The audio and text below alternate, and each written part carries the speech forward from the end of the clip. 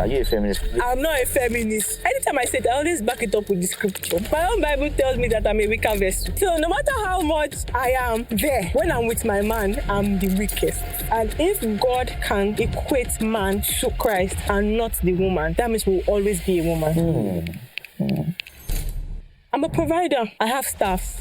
I have people that depend on what I give them at the end of the month. I have people that I pay their school fees, but it doesn't make me a man. We have that mentality that you can't control me. Yes, you can't control me, but I am still going to be submissive to you. You know, I can also provide even in my home, in my marriage, and still not be a feminist.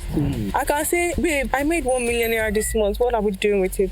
Do you feel that some men are always threatened by some women's success? I would even say 60% of Nigerian men are threatened by women's success. If I'm staying in a 6-bedroom mansion and you are staying in a 2-bedroom, I stay in Lekki phase 1. You stay after Aja. When we get married, who is moving in with who? Is the house your own? It's my house. I own it. When I get married to you, I'm acquiring you, Abby. Yes, sir. I'm acquiring you on your house now. A traditional man will say, no, you will come to that 2-bedroom in Aja. Wait, let me ask you a question. That house, will you change it to my name? It's our name because now I bear your surname. What is all? In Yoruba, they will say, no leru. What that means that the person that owns the load owns the slave. It simply means that once I acquire you, you own a 6-bed, automatically I acquire everything you own. I met someone way older than I am, but the money is there. The first day we spoke, it was like, how many branches do you want? All I have to do is just marry him. I could have opted for that. I think right now, Seth, I'll be driving the GLE right now, and I'll be saying this is a testament that God is good. It is not what I want. I want to be able to stand with my head up high and say this was pure struggle. It's not easy, oh. Me, I will not even lie. When somebody pressed me 5 million, I was like, nah, so free money, sweet. He was just having a conversation one day. I was like, should I give you 5 million naira? I was like, So you would not be telling me, oh, I gave you this, I gave you that. The reason why I went into business was to say, I want to be a provider. And one man will not sit down somewhere and be saying, oh, I made you.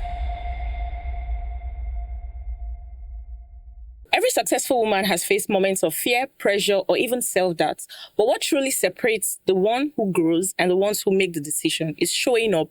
Welcome to Behind the Listing, brought to you by Rehoboth Hills International Limited. I am Jennifer Obianojo Kelvin, and this is Season 2, Episode 4, where we'll be talking about women leadership, belief, and gender dynamics. And with me, I have my co-host, Dr. Ezekiel Shujepu, the MD and CEO, Rehoboth Hills International Limited.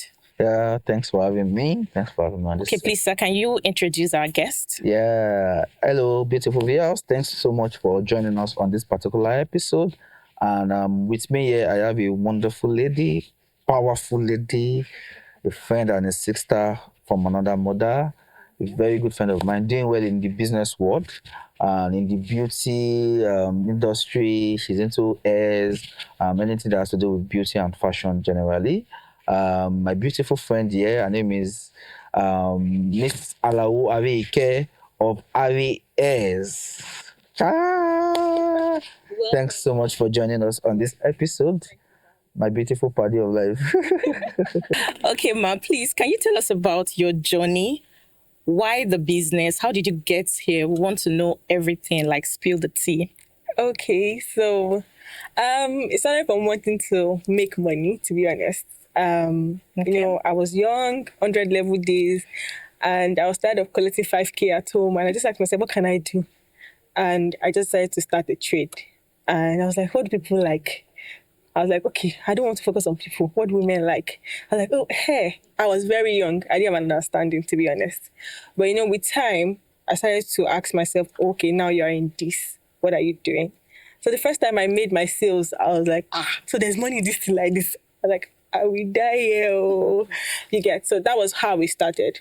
But over time, I started to have vision. I started to know that, oh, okay, you can build generational wealth from this, you can do that. So yeah, that's basically how it started. So it just came from wanting to make money per se. So talking about your story actually, because you're my party, right? We've gone through some phases of life before. Because one thing about me, I believe everybody has a story to tell. Nobody just became who they are today. There's always a story behind the background.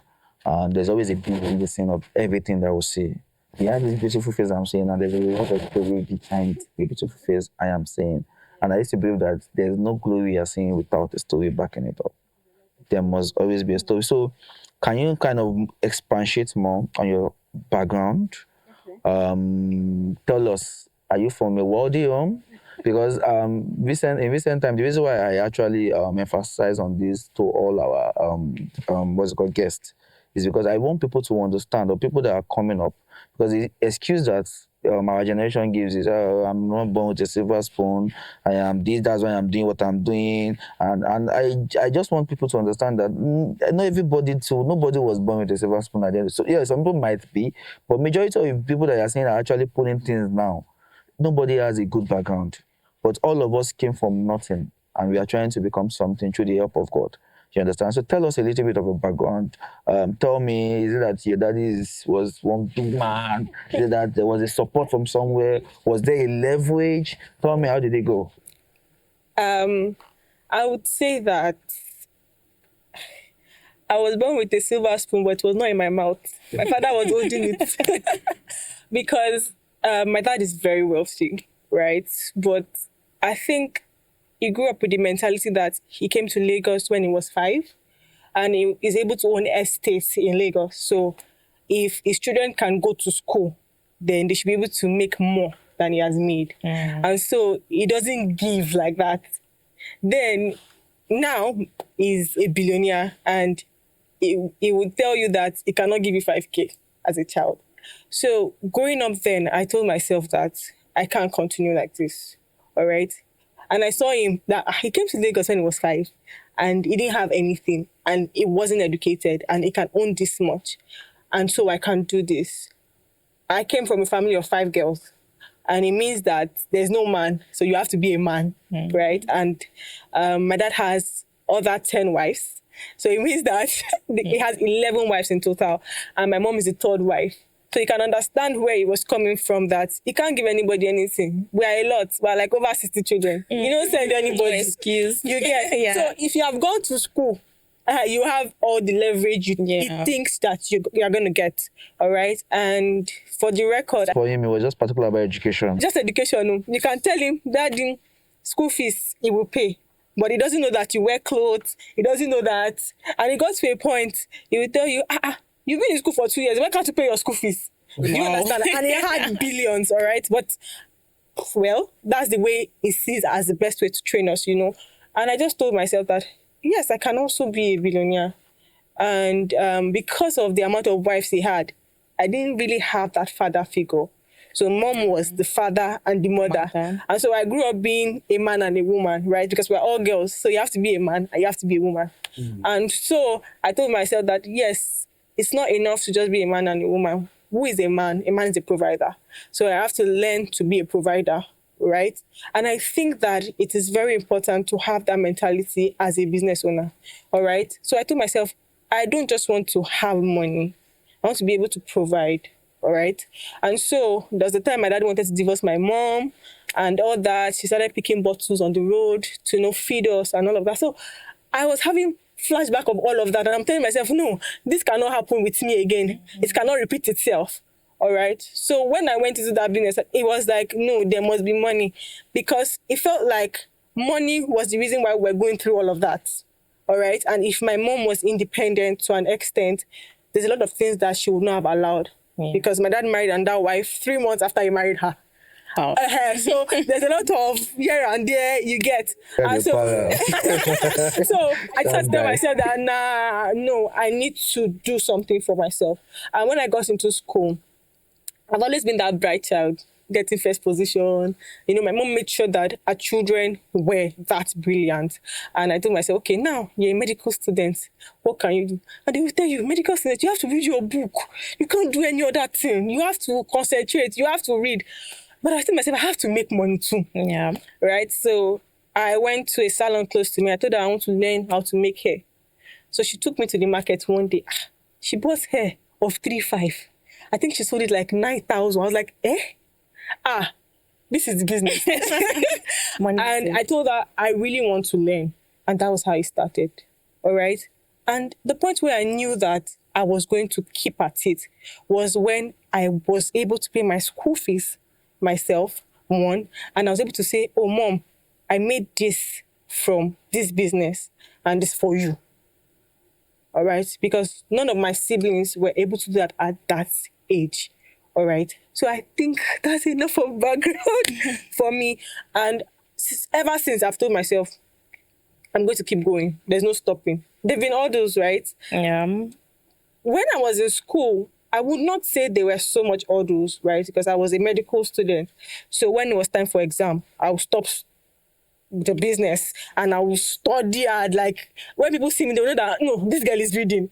But when I left school was when I launched in fully. And let me tell you, life showed me shade. That was the point when I knew that, hey, Arike, you started business. All right. I went depressed. I almost committed suicide. He knows a little of that.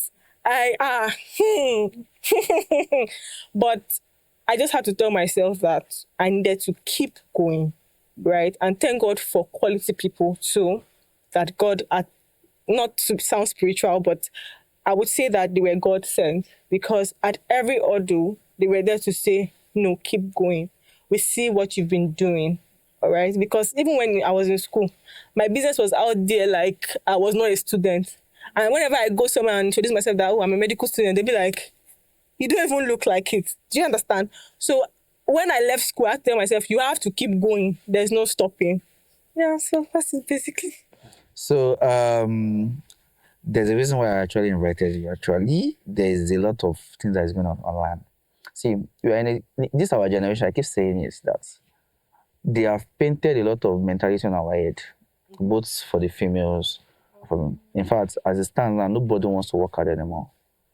In fact, there's already a picture that just get the money. Nobody cares how you make the money. But me, I'm not a believer of that. Don't tell me nobody cares how you make. We all care how you make the money. Yeah.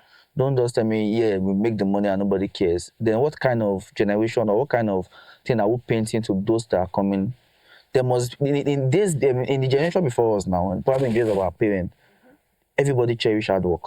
Yes. Right? They say there's dignity There's in labor. dignity in labor. And that's why most of our mothers, they did what naturally they would not do. Just to see that they put food on our table. Yes. In fact, some of them, they even slay more than us. Do you know? Some of them, they had no. Some of these are our mother. If you look at them when they were younger, they were fine, they were beautiful, they were bold, but they had to drop all of that just to do anything to ensure that we are all where we are today. Now, you are into the beauty industry, which is, you said, is right.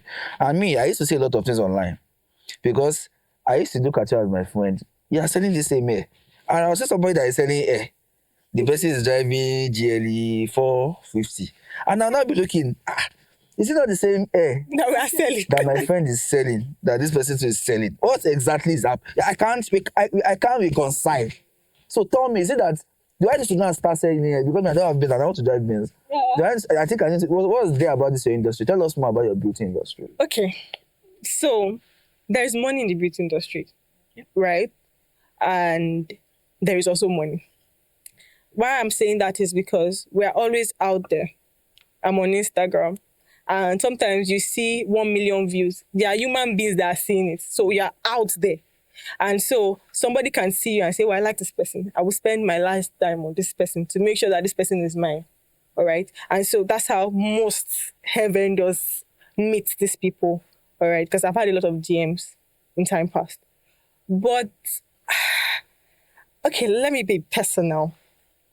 So I've been in a situation where I could have picked money and I just could not.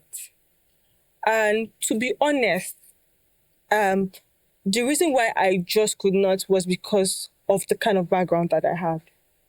So I'm going to be very open, right? I met someone who is much more way older than I am, right? But the money is there. In fact, the first day we spoke, it was like, how many branches do you want? He has that money, right? All I have to do is just marry him, all right? He has kids already, but I have to be like his actual wife. I could have opted for that. I think right now, Seth, I'll be driving the GLE right now, and I'll be saying this is a testament that God is good. Do you understand? But it is not what I want. I want to be able to stand with my head up high and say, this was pure struggle.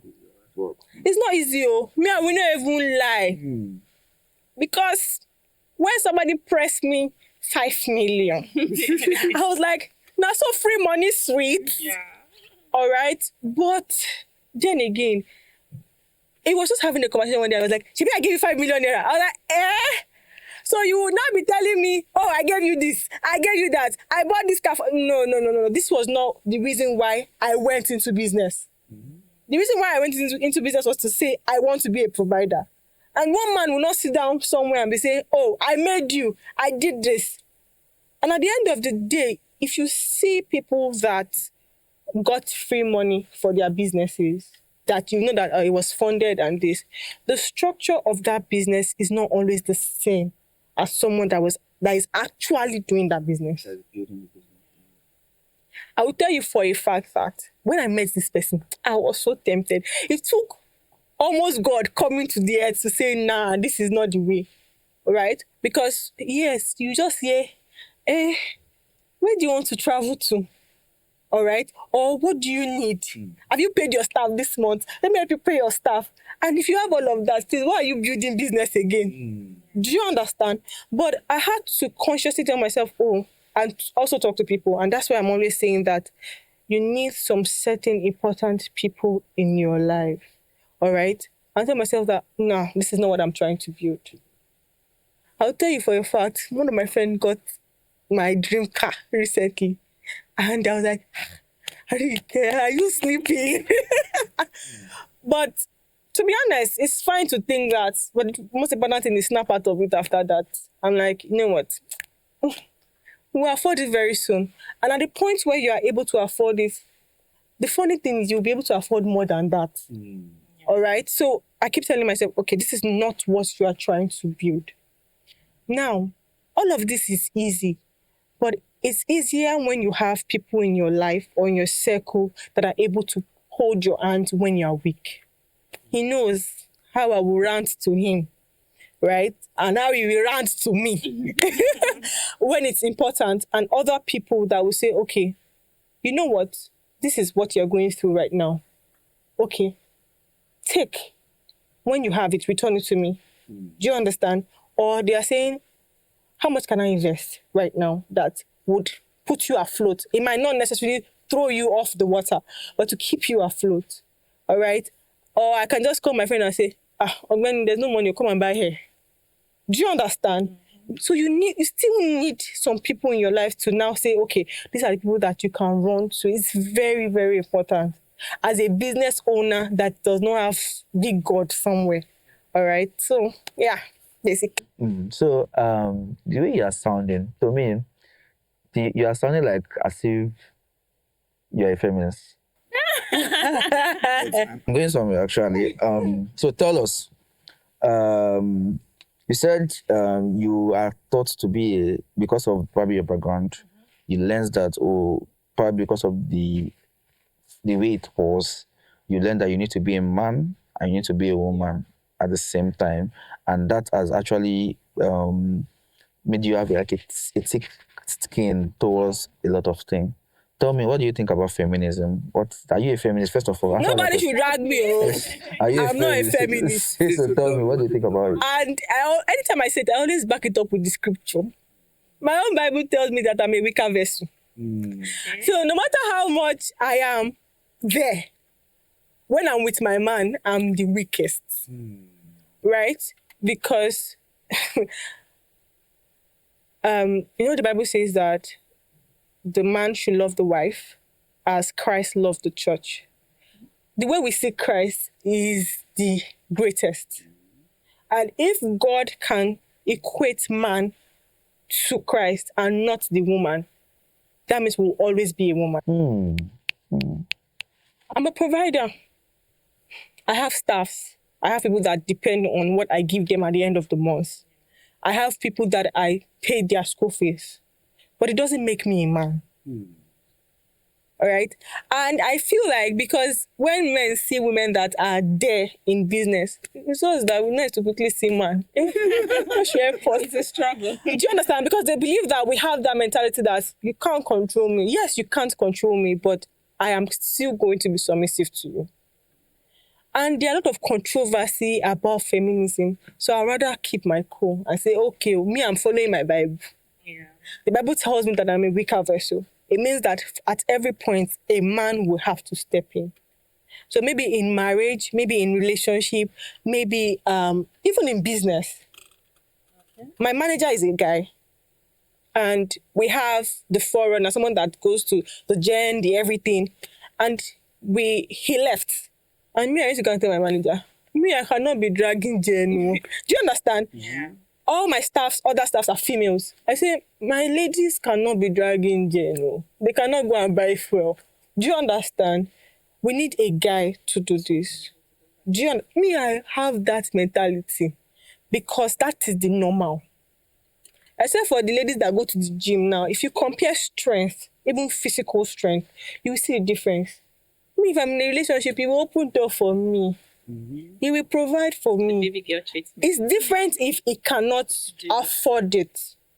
But if he can, please, why am I being strong? If you cannot afford it, you will understand that. I will understand and we'll build towards it. Right? Because I also built towards this. So he can also build towards it. All right? So feminism. I think I got the point from where Dr. Ezekiel is coming from. The fact that he said that he thinks that you're a feminist because you said growing up, because of your background, it had to affect you one way or another because you had to provide as a man. You know, I can also, sorry, I have to cut you. You know, I can also provide even in my home, in my marriage, and still not be a feminist. Sure. I can say, babe, I made 1 millionaire this month. What are we doing with it? Nobody should drag me. This is me. I am not saying you should do it, though. No. Don't drag me. I am saying what I will do. What I will do. Most women just believe that as a woman, you don't have to do anything. I just have, because most people are like that. They just feel like, oh, I'm a woman. I don't have to stress myself for anything. I don't even have to work. Most people believe that. Most women feel like it's okay for me to be a housewife. And that's why when the chips are down, it affects them totally. Yes, because they feel like being a housewife is still equal to you working a 9 to 5. Some women feel that way because I have to take care of the kids. Okay, I have to take care of... Sorry for cutting you. I think I need to come in from... Let's look at it from this angle. What kind of... talking in terms of the men, you were talking about the fact that some men things they can control you or anything. What kind of pressure do you face? I know you've probably gotten into some relationship before and you felt like, so you want to be controlling me. So what's your position of control exactly? Can you explain? Let me gist you. I wanted to go into one relationship 2 years ago. It was my friend that introduced me to that person. Okay. When he wanted to introduce me, he warned me, said, don't bring your boss lady into this relationship. I was like, okay, I think that's why it's not working. Let me be a good girl. And so, I don't see anything. If he say, go, go. If he say, sit down there, sit. And I noticed something. He would tell me things like, I know myself now. He would not tell me, if you're one of the people that can dress the most in your church, then they don't know how to dress in your church. I will look at myself that, You say things like, you are too colorful. If you remember one of my birthday shoots, I wore a white dress, one shoot. It was the reason why. You know me, I wear 5 outfits. I wanted to be a good girlfriend. He said, you're too colorful. You're too out there. You're too... And I started becoming a shadow of myself. Trying to dim your lights. And I would tell him, oh, babe, we did this at the office today. And he'll be like, okay. Nothing like, oh, you did well. I'm so proud of you. Competition with you. Yeah. If he says, he's traveling, I say, I would love to travel. My Mr. can never afford it now. I'd rather put it in my bed. He said, is it your type that is traveling? And I got my friend after 6-7 months. I was like, oh God, I can't do this anymore. It's not because I'm not submissive, but it is in his head. We have a lot of men like that. It is in his head that I'm not going to give this girl any chance to even try to. So do you understand? He came prepared. I had to tell myself, this thing cannot work. He just called me. Hello? I said, hi. And why is done this to me? I said, nothing. Can we see? I said, you know my address. He doesn't come to my house. He said he can't come to my house. That I'm the woman. You have to go. If I'm not coming to your house, then we have to meet somewhere. Masculinist. I said, I'm in my house. He said, okay, let's see. I said, you know my address. Come to my house. But like, when did that one start? I said, I have a house to myself. If you want to see me, I'm at home, come. He didn't say anything. He called again the next day. What's going on? You have changed. I said, this is the real me. And I called my friend, Oga, Arike is back, oh. So in case he calls you that I'm being rebellious, this is Arike. And he just stopped talking to me. So I thought to myself, I know I am submissive, right? But I would not be a shadow of myself to prove to a man that I am submissive. And so when I entered the market back, I started positioning myself, because they say that women don't search, we position ourselves now. And to be honest, I found a lot of guys that not just dating, but friends. And they're like, no, you are who you say you are. And so don't rush. You meet that one person. And it's looking like You're dead. I found that one person. So I think it's the man's thing. Yes, we have a lot of women that when they are boss lady, you will know that no, nobody can talk to them. They are not going to submit to any man. This. Yes, the way we have for the ladies, we also have for the men. That they will tell you, if I'm going to be with this girl, I'm going to cut her wings before she even enters the relationship at all. But that can't work for me. He has to understand that, yes, she's a boss, but a boss out there. So, do you feel that some men are always threatened by some women's success? A lot of Nigerian men are threatened. Is it driving? Once they say a lady is driving, your husband has given you car, that's why you're misbehaving. So a lot, I would even say 60% of Nigerian men are threatened by women's success. Why are they threatened? I think so. Well, because it means to me, like, if you have 1 billion as my wife, I can always call you to give me 500 million. I don't know why you are threatening me. So we are Is it because I'm a businessman? transitioning. That's why I'm thinking like that. No, because we are transitioning from when men were sole providers. So we are now transitioning to women being providers, 50-50. And so African men are still trying to find their way to adjust. All right? Except for the ones that have evolved fully and be like, oh, that's our father's time, or this is our own time. But for the traditional men, they're still finding time to say, okay, we're adjusting. Oh, there's some people that they call traditional men. Ezekiel. Define traditional men for me. What does traditional men mean? Let me give you an example of a traditional man. For example, let me ask you a direct question. If I'm staying in a 6-bedroom mansion and you are staying in a 2-bedroom, I stay in Lekki Phase 1. You stay after Aja. When we get married, who is moving in with who? Is the house your own? It's my house. I own it. You own the house? Yes. Wait, when I get married to you, I'm acquiring you, Abby? Yes, I sir. am acquiring you on your house now. So a traditional man will say, no, you will come to that 2-bedroom in Aja. Wait, let me ask you a question. That house, will you change it to my name? It's our name. Because now I bear your surname. Not at all. To be honest, I'm not saying this for the camera. You own a 6-bed. That is your own. That is my name. And I am renting a 2-bed. 2-bedroom. And when I marry you, I acquire everything that you own. Yes, now that's what the Probably Bible because says. I'm an accountant, because I believe in something called acquisition. So once in Yoruba, they will say, no leru. What that means that the person that owns the load owns the slave. So it simply means that once I acquire you, you own a 6-bed, automatically I acquire everything you own. So if you agree that you will change that into my name that you are bearing, no wala now. When you get married, you're bearing the person's surname. And so the house becomes your husband's surname and your name. And I know couples that go as far as changing it to Mr. and Mrs. It's just level of understanding.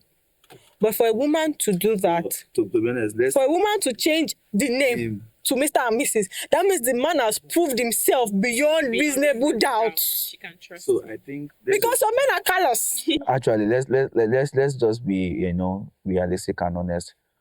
It depends on the people involved. Now, I don't think the fear of every man is the fact that the fear of every man usually is so that she will not come and rob it from me, because I know your gender. If they give you 1 room, you will take room and parlor self-contained. We will take 3 bedrooms. I know your gender. Well. So I think the fear of every man basically is so that it should not be like when we are talking, you will not say, Shebi, you move into my house. And you know that your own gender, you are wired with emotions. And when you are in your mood, there's nothing you cannot say, even though you don't mean it, to be honest. So, and a man, whatever you say to them, stick with them.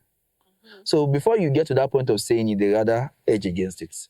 Do you understand? On a normal day, literally, if we're not in Nigeria, if it was a Western world, I don't think if you're paying mortgage, you now say a woman that has a 6 bedroom with mansion and mortgage free, everything, they now say you should come and move in. Only go out, shout out, only go one and make you know. I'm just saying, don't mind, don't mind me. You know, so it's just to me, I feel that it's not a big deal. But let's be realistic. In Africa, do you understand the point? I feel majority of men might not really have issues doing it, but they're having issues with the person.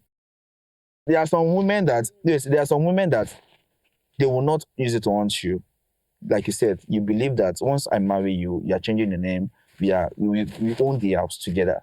Yeah, it's not like I said tomorrow we'll not fight and you just say get out of my house. Your gender, they're not even allowed to talk. But you can tell your Move out. move out of my house and all those stuff. So I think that's why, because of what has happened in time past, a lot of men will rather not. They will rather, you know, that definitely what a man stands as a man is their dignity, their respect. And they wouldn't want, there's no man that wants to take insult or disrespect in any form. So they will rather edge against, before you come and get to that point of you that reminding me that, you know, you move into my house. People actually do it. I've seen people that have done before. They say that any time a man marry, say, now you mean a woman they move into my house, but now you they move go your. To me, all these things are just fallacies that have been, that was, you know, they are just, the truth is that who made all these rules? To be honest, who made the rules that when you get married to a woman, the woman move into your house? It's an African thing, if you look at it. If you put it on a global scale, I don't think that rule works in the Western world. The most important thing is that we have a roof over our head. It doesn't matter who. And that's why I say it boils down to understanding and the people involved. The way you were brought up is not the way some people were brought up. Yeah, some women can be this, can be that, but when it gets to that point, they will remind you that you know you're moving to my house. But there are some women that they will never. In fact, the day they change the name on that document, they assume it's your house, and they will never say it to you. And even me, if I'm going to even enter that kind of marriage, I will ensure that I have taken care of it. They said that house, if I've bought it from you. If it was my case, with my actions, and in fact, probably I would have even, one way or the other, I would have used to give you money to buy the house for myself. What if you cannot afford it? What makes you think I will not be able? I work to afford it now. You understand? So, but basically, I don't think that should be an issue normal, because to me, all these things is not a big deal. It's an issue for a traditional man. So that's another one. Oh, yeah, give me another example of a traditional man. Aside down, that one is too high. Let's give me the one that is. All right, I work 9 to 5. Okay. I get home like 9 p.m. He works remotely. We wait till I come by 9 p.m. before I start cooking, where he can cook. All these people don't understand naturally. It's a traditional man. He believes that it's the wife's responsibility to cook. So he'll be like, it's a responsibility. When she comes, she will do it. Not because he's not kind, but because that's the mentality he has, that it is, she has to do it. So when she comes, she will figure it out. So he would not think that, oh, she might be tired. He just thinks that it is her responsibility. My mother did it now, so she can do it. My mother always does the cooking. My father eats fresh food every day. So my wife should be able to do it as a traditional man. Wow. Okay, this is actually very interesting. So I want to ask the question because we're talking about leadership now. Okay. So I want to know, what does leadership mean to you as a woman? In every area, in business, as a woman in a relationship. So what do you understand, or what does leadership mean generally to you? As much as I'm still guilty of what I'm about to say, because once in a while you're human, right? But in all honesty, a leader is actually a follower. All right? Someone that is ready to take up responsibility, but still follow. Right? And why I say that is because at the end of the day, when you take responsibilities, there are feedbacks.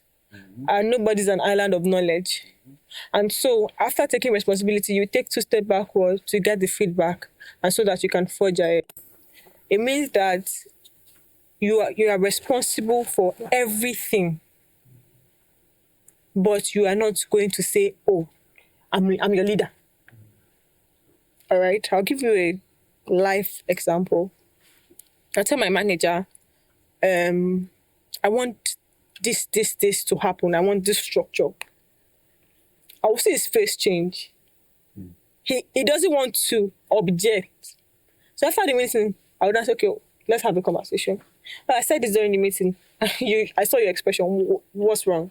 Then he will say, I think we should do it this way. I'm the one still bearing the responsibility of financial responsibility, time, everything.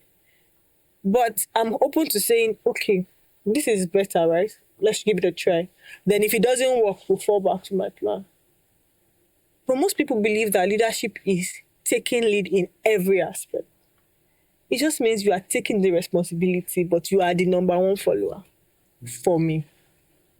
So it means that financial responsibility, psychological, emotional, you are taking the responsibility, but you are the follower. Wow. That's what it means to me. That's great. I'm wrong because my guys tell me that I'm wrong most of the time. No, that's to you as But a that's what person, as I a woman. feel That's what it you should feel. be. And I'm a woman, right? And I believe that the man is always the head. So maybe that's why I see it that way. That at the end of the day, where I'm leading or where I'm a leader, I am just there to carry the burden, to carry the responsibility. But I have people that can take position. That's the word. Right? So it doesn't mean that I have to be there. It just means that they can report to me for me to take responsibility, but I'm still a follower. Sometimes you get to it and I'm like, have you forgotten I own this place? This is how I want it to be. Yeah. But to be honest, you are just there to take responsibility. For whatever is going on. Yes, there. you're just there to say, oh, I want to pioneer this thing, right? But there are people that will still be there to say, okay, this is how we should go about it. But if anything wrong goes up, you are the one that they will call, even if you were not the one that did it, right? So that's basically, for example, on Instagram, if a staff of mine doesn't behave well, they will not say RES staff. You will say RES did not deliver. Who is RES? I am RES. That's what makes a leader. So you are taking responsibility For that. Yeah. Okay. So that's amazing. I wanted to hear that from you. So I also want to know the sacrifices the sacrifices that made you grow to be who you are today.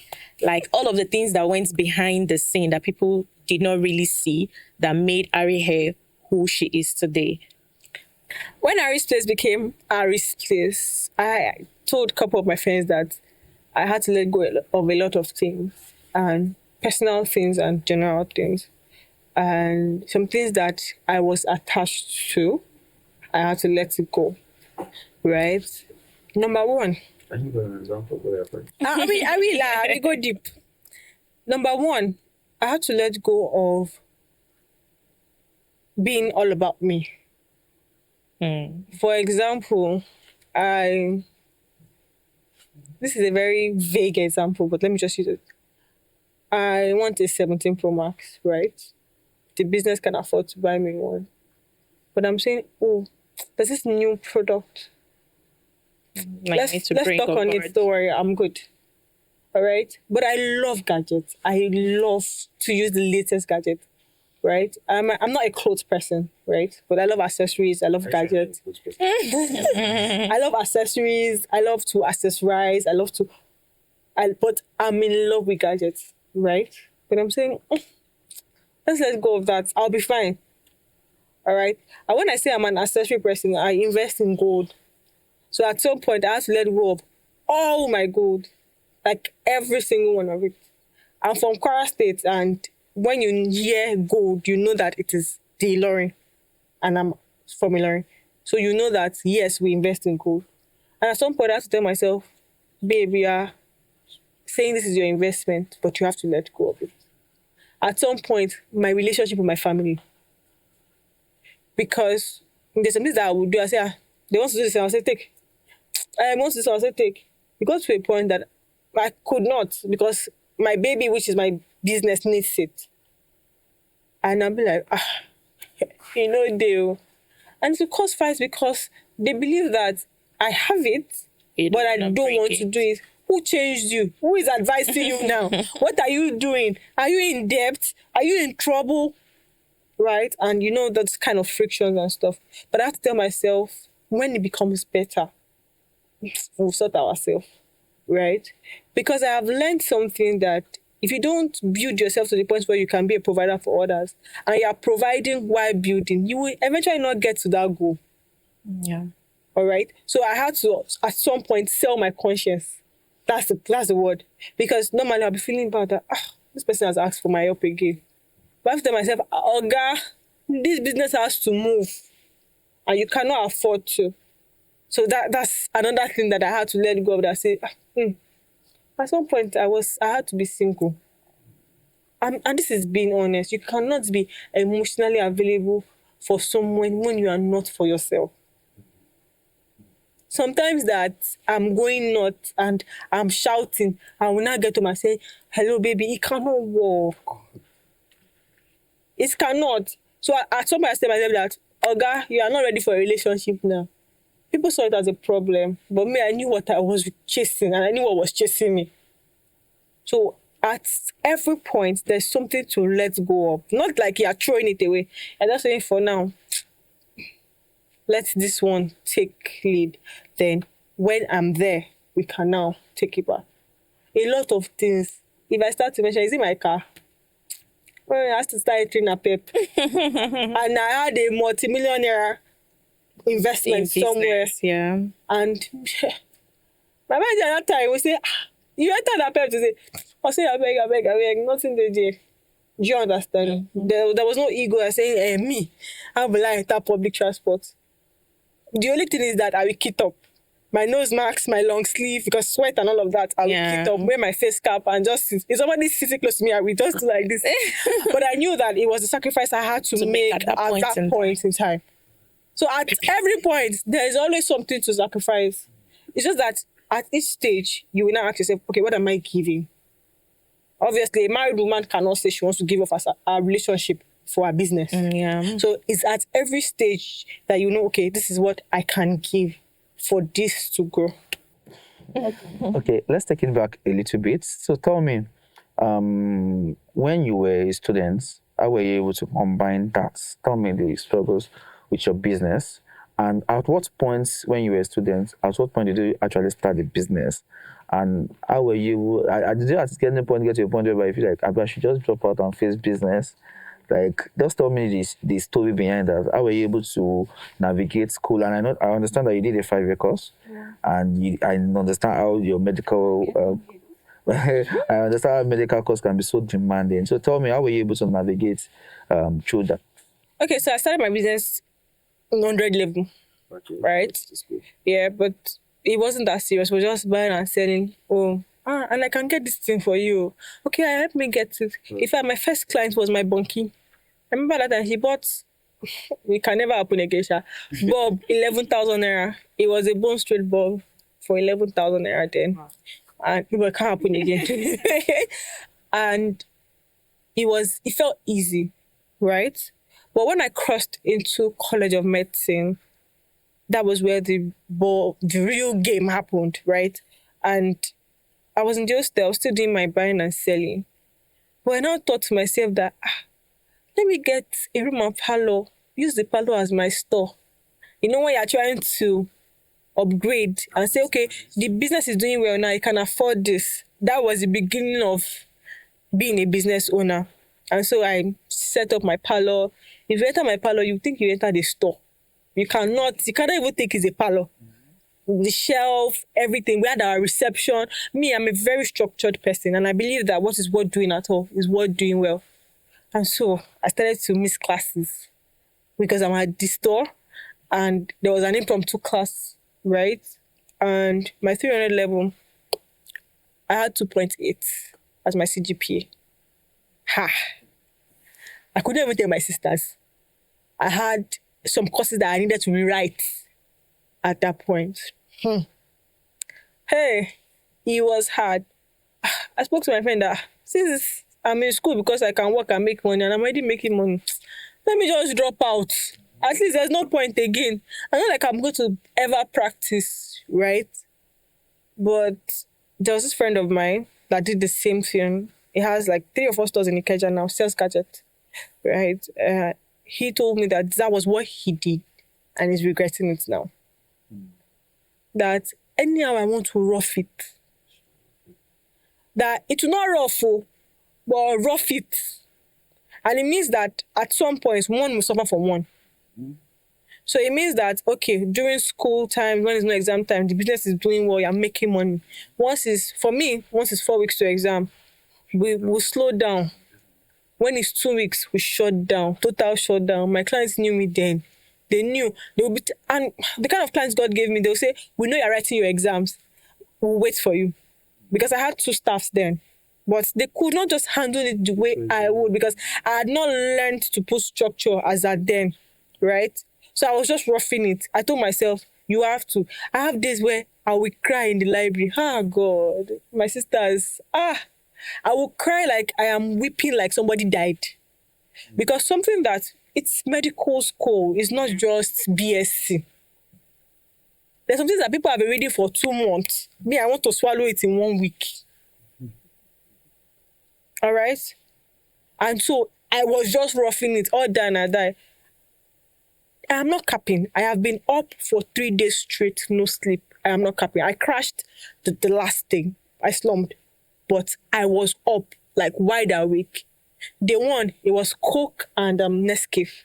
Day 2, it was Nescafe and energy drink. I'm not capping. My eyes were wide open. I felt like I was going mad. Except to he who watches over Israel.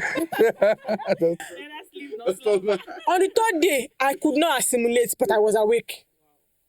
Like, you usually be looking at what you wrote and you can't read it, but you can't sleep. I was that desperate that business will go, school too will work, everything must work. Because what would they say? And I'm a brand. So I always say, what would they say that Arike went to school and did not finish? Or she finished, there was extra year. Or she started a business and that business did not work. Arike, no, it's not possible. And so it was stressful. It was demanding. Like I told you, I slumped. I have days where I was sick because it was too much. I had days when my BP was over the roof.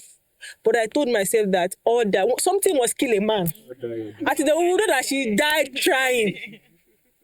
And I didn't die. I don't even look like I went through such. But I made sure that I captured the moments. So I have videos and pictures of the moments. I remind myself that, oh, this is where you're coming from. So yes, it was, you will rough it. And sometimes one will suffer for the other. Because it's like a baby. You have a 1-month-old baby and you have a 6-year-old baby. It doesn't mean that the 6-year-old doesn't need attention. It just means that one of the baby needs your attention more at that point. But when the 6-year-old is sick, the 1 month will suffer it because now you need to give attention to the 6-year-old.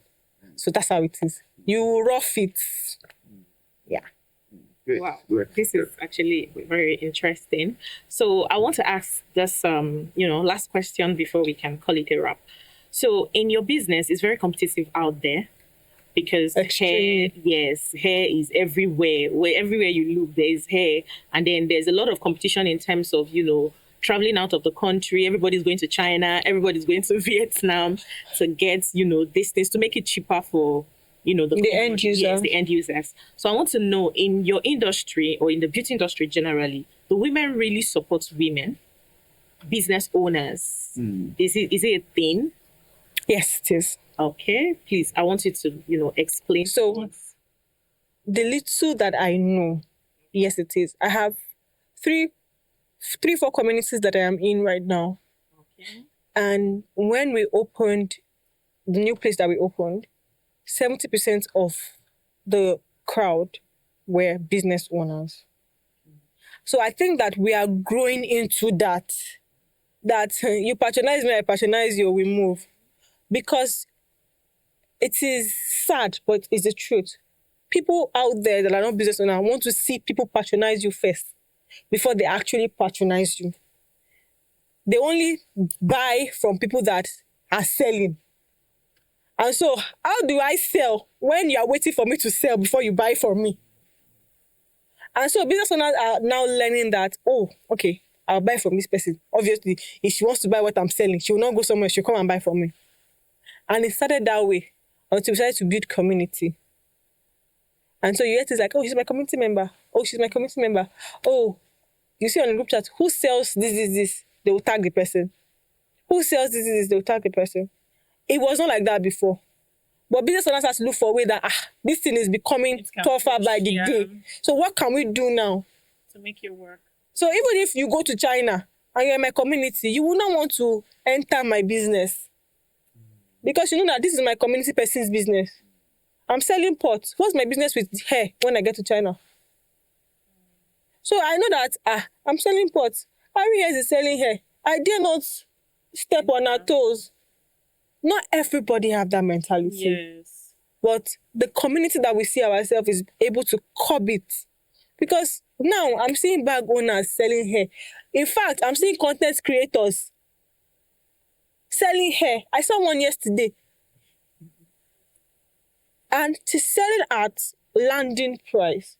Because she's not running, you're a content creator, you already have the visibility. You're not running ads. You went for vacation, so the bills is sorted. You just need the extra few cash. You're not paying staff, you're not paying bills. Also, you will slash price the way you want to. So we have to look for means that, okay, now that we don't even have that time to say, okay, let's put this.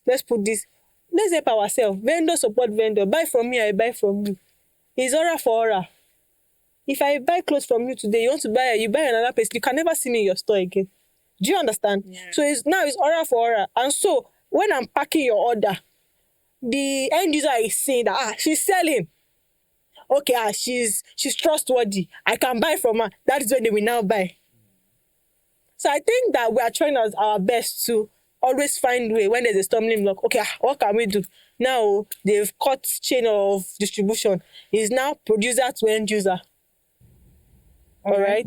So I have two questions for you actually. Number one is, as a woman, what do you stand for? If I say Arike, what comes to my mind? For example, now if you mention some great woman today, you can say, oh, this is what it is. For example, if I say someone like Kojo Wala, you know what that woman stands for. If I mention somebody like Madame Joseph Fure, you know what she stands for. So you as a woman, what do you stand for? Okay.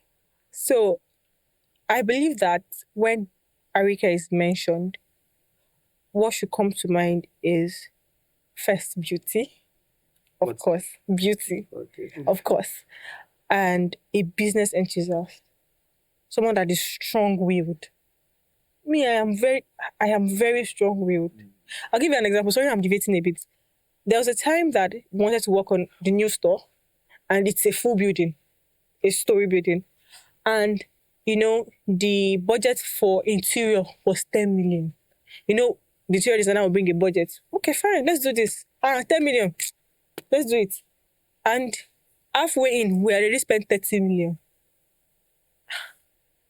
And we're already eating into product money because we will make, okay, this is for interior, this is to purchase, this is to do this.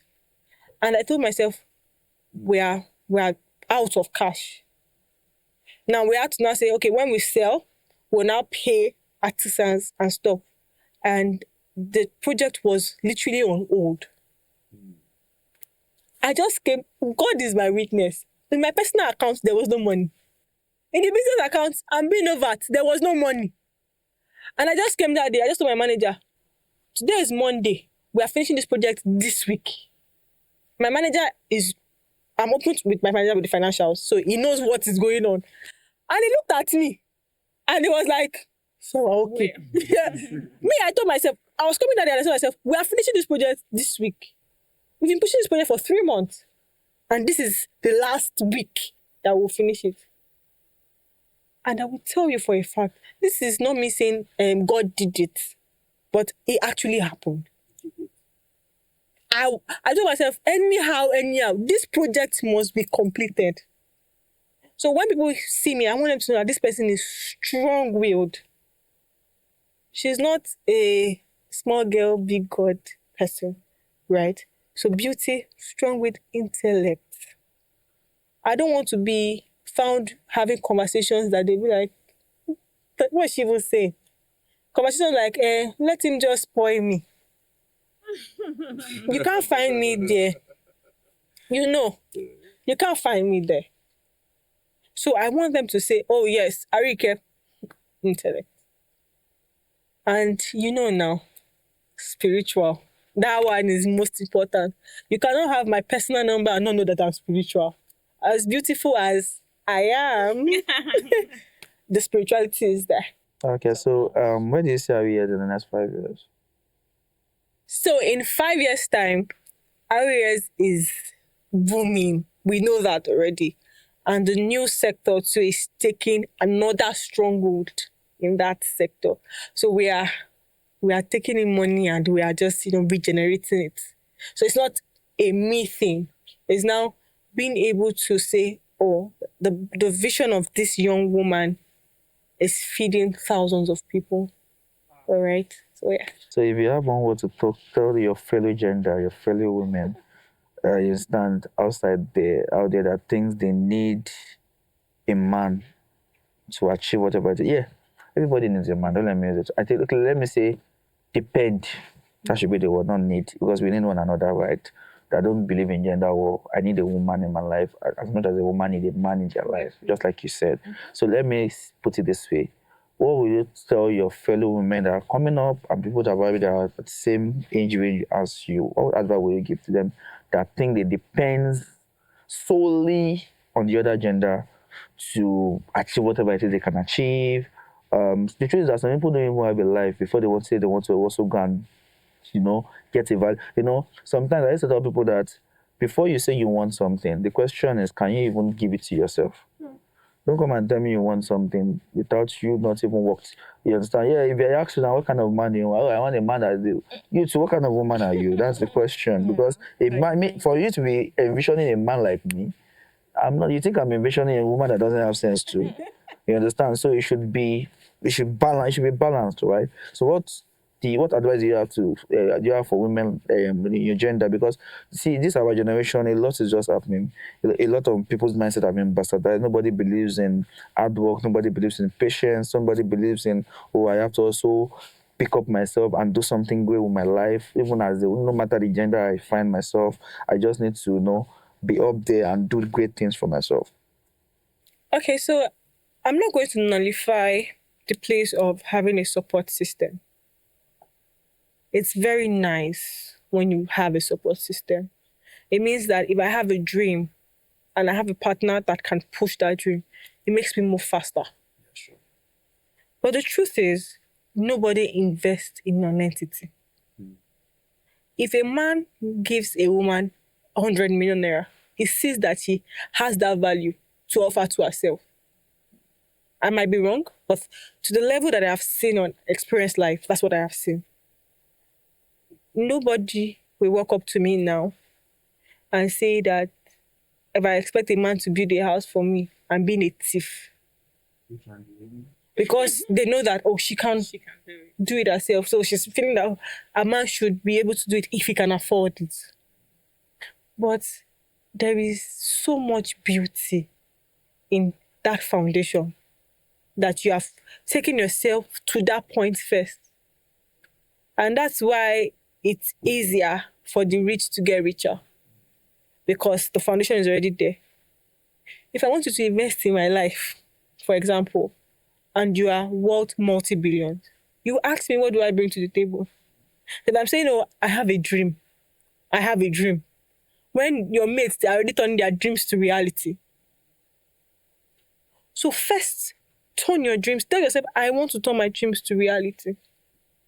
If help comes up on the way, fine, so be it.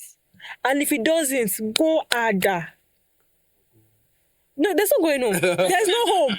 For us, people like us, there's no home. Some people have homes to go to. But you know that you have burnt the bridges and there is no bridge again to cross back, you will go hard. It's not easy. And this is me being honest. It is not easy. There are days when you ask yourself, who sent me? But the bigger picture will keep you going.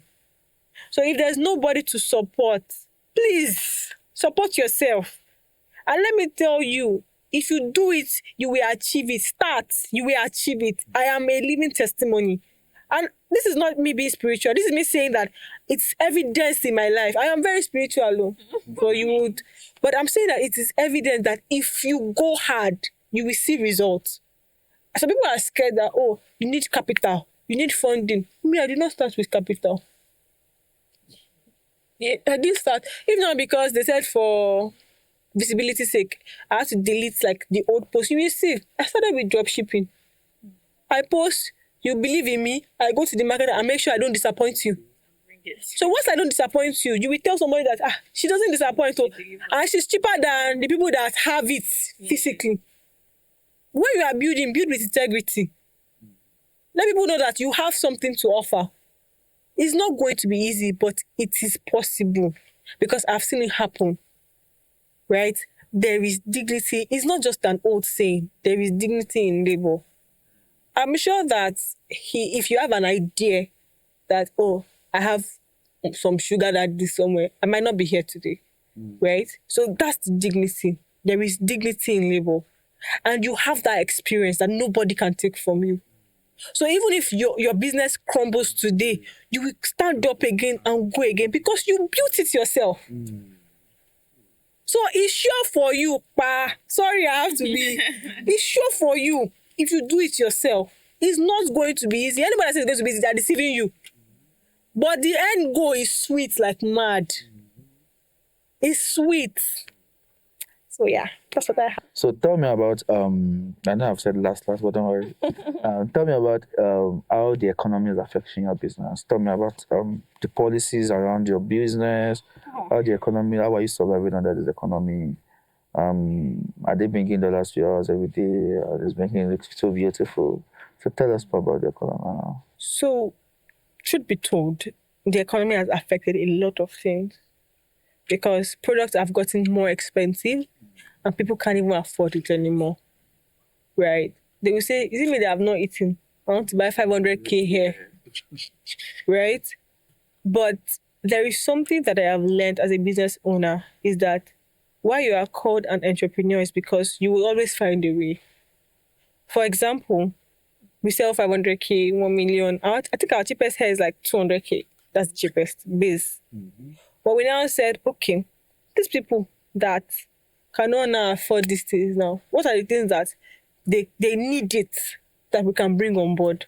That we know that we still been bringing money little by little because it is affecting. If I used to fill my tank at 90,000 and I'm filling at 160, 180 now because I don't have an SUV, right? It's affecting me too. So before I buy hair, I will think about that. How much is bag of rice now? In all honesty, it is. But at every point that we see a drop, we re-strategize. Because it has to go on. You have to make money. People are making money. There's money in Lagos. There's money in Nigeria. There's money. There is money day. But it's just for you to be able to maneuver your way when things are hard. And the funny thing is, once you re-strategize and that approach works, you just see that everything becomes smooth again. It might not be as before because things were really good. Before, tax, you understand? But now, no, again. Do you understand? So we have that, but we always have to find a way to strategize and say, okay, this requires, because it's a stumbling block. And as a business, there's always going to be a stumbling block. But you have to re-strategize. Invest in your team. Business owners, don't pay 50k, 70k salary. Invest in it's not easy to pay good salary, but when you pay for quality, you will get quality. I can stand and say, why is this happening when you are claiming that you are quality? So when we are strategizing, they are bringing that quality to the table. So please invest in your team. It's very important. Yeah. Okay. That's wonderful, by the way. Thank you very much. So while we wrap up, if there is one thing you need to tell the young generation, people that are coming up, trying to struggle with business, especially people that are still in school, trying to, merge schooling and, business. So what can you tell them about leadership, growth, and success generally? What's that one thing, the take home for them? Okay, so start where you are. You have that. My cousin will say, think big. But there's a small inscription. It is think big, start small. Start where you are. You have that goal. Yes, the bigger picture, you always stare at the bigger picture, but start small. Don't say, oh, I need to start a business. I need capital. Okay, let me go and steal or do this. I don't want to mention some things so that I can make capital so I can start my business. A lot of people have done that and it's burning fingers. Just start where you are. You can always start anywhere. You can start as dropshipping. In fact, you can start as sales girl, because at some point I had to go and learn this trade. And you cannot be a leader if you were never a follower. You have to be a follower first. Nobody just appears to be a leader. You have to have served somewhere. That's the word. You have to serve first. So don't say, I can't work under somebody. I'm a business-minded person. I can't do 9 to 5. I did 9 to 5 at some point in my life. I did 9 to 5. Even if I had started my business from school, I had to do 9 to 5. I had to do COS. I had to do posting. I am already starting internship. Imagine business owner. Do you understand? Yeah. Because I went to a medical school. And just start where you are, basically. A step at a time. There are days when God will make you make 3 steps. Thank God for that. But don't push yourself to say, I want to achieve on time. Yes, GLE will look nice on me, but I'm not rushing to buy it. I'm starting where I am. As much as I have some things that I have, I'm still starting where I am. So with that, and please be spiritual. I saw something on Instagram yesterday. I think it was Show Day that said that if you don't have Jesus, bath soap. You must have something. So you must have something. You have to be spiritual. Something has to be there. Me, I have Jesus. And I'm holding to that Jesus. So you have to be very spiritual, because life is spiritual. Be prayerful. Be very prayerful. So that what will take you 10 years to achieve, you can achieve in 5, in 3, even in 1. Because if you look at our mothers then, none of them achieved this so much at this age. That's why you see all those Yaiko, they are old women, because they have struggled in their young age. So now is when they are reaping it. But we now, 1 year, 2 years, you hear this is a testament that God is good. Because God is actually good. So yes, start where you are and be spiritual. Wow. This has been a very honest conversation today. So we are saying thank you so much, Miss Erike. Thank you so much. You're welcome. For trusting us with your truth. Until next time, keep growing and keep showing up for yourself. And to our audience out there, we need you to like, follow, and turn on your notification button, because more are coming up. Bye.